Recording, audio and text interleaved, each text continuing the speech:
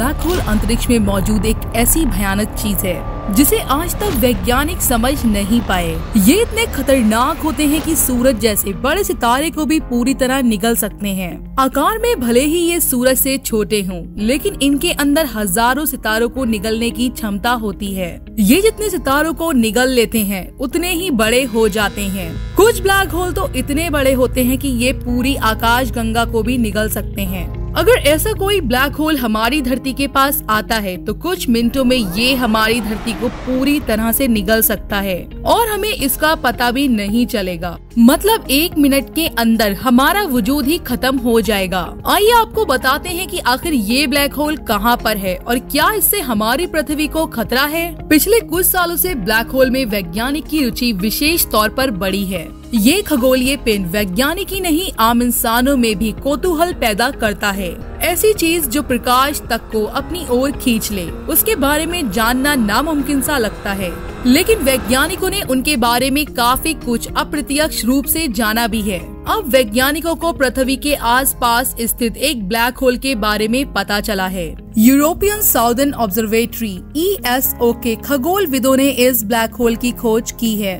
ये पृथ्वी से केवल 1000 प्रकाश वर्ष दूर है। आमतौर पर ब्लैक होल्स के लिए ये बहुत ही कम अंतर होता है। ये ब्लैक होल वैज्ञानिकों को HR 6819 सिस्टम के अध्ययन के दौरान दिखाई दिया है। ये टेलीस्कोपियन नक्षत्र में स्थित है। दरअसल इस ब्लैक होल को भी संयोग से ही खोजा गया। खगोलविद HR 6819 सिस्टम का अध्ययन कर रहे थे। वे इस 2 तारों के सिस्टम का अवलोकन कर रहे थे कि उन्होंने पाया कि इसमें एक तीसरा पिंड भी है। उन्होंने देखा कि 2 तारे एक ही सिस्टम के रूप में ब्लैक होल की परिक्रमा कर रहे हैं। अध्ययन के सहलेखक और शोधकर्ता डाइटरिच बार्डे का कहना है कि उनकी टीम को 40 दिन के समय के आंकड़ों का अवलोकन करना था, जो कई महीनों का काम था। आमतौर पर ब्लैक होल उनके आसपास की गैस और धूल को देखते हुए खोजे जाते हैं। जब ब्लैक होल ये पदार्थ टूटकर बिखराते हैं तो बहुत ही शक्तिशाली संकेत उत्सर्जित होते हैं जो टेलीस्कोप पकड़ लेते हैं, लेकिन ये ब्लैक होल बहुत ही अलग तरह से खोजा गया। आमतौर पर ब्लैक होल के पास ज्वलंत गतिविधि होती है, लेकिन यहाँ ऐसा नहीं था। ESO का कहना है कि ये छिपा हुआ ब्लैक होल दूसरे ब्लैक होल की तरह बर्ताव नहीं कर रहा था, जो अपने आसपास के वातावरण से ज्वलंत बर्ताव करते हैं और इसलिए काले दिखाई देते हैं। उसके बारे में अनुमान लगा पाना केवल 2 तारों के जोड़ों से लग सकता था। ये तारे उसका एक ही कक्षा में चक्कर लगा रहे थे। वैज्ञानिक थॉमस रिविनियस का कहना है कि इस तरह दिखाई ना देने वाला पिंड जो सूर्य से 4 गुना भारी हो, ब्लैक होल ही हो सकता है।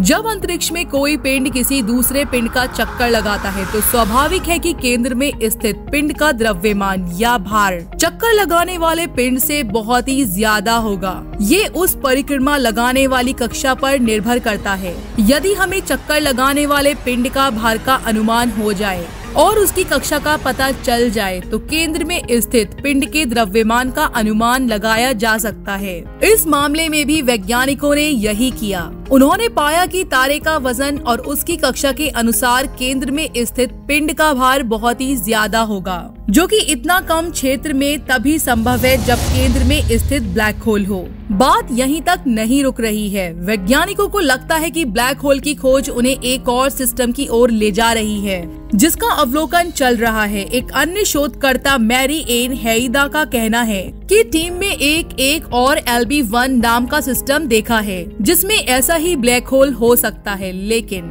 LB1 ज्यादा दूर है। इसका मतलब है कि इस तरह के और भी कई ब्लैक होल हो सकते हैं जिसका तारों के जोड़े चक्कर लगाते हों। इनसे काफी कुछ जानकारी मिल सकती है। इनके अध्ययन से पता चल सकेगा कि ब्लैक होल का चक्कर लगा रहे तारों का निर्माण कैसे होता है।